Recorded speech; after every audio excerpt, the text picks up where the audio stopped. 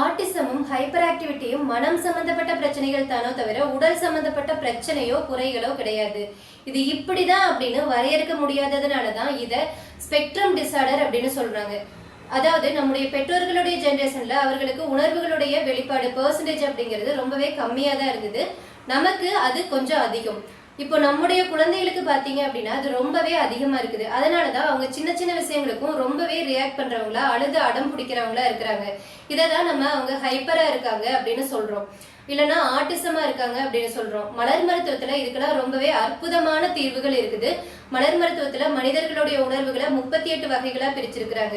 அதுக்கான சரியான உணர்வை கண்டுபிடிச்சு அதுக்கான மருந்து கொடுக்கும் பொழுது முற்றிலுமா அந்த உணர்வுல இருந்து நம்மளால வெளிவர முடியும். இதுல பயன்படுத்தக்கூடிய மருந்துகள் அப்படிங்கிறது பூக்களுடைய எசன்ஸ் தான் அப்படிங்கிறதுனால எந்த பயமுமே இல்லாம குழந்தைகளுக்கு கொடுக்க முடியும்.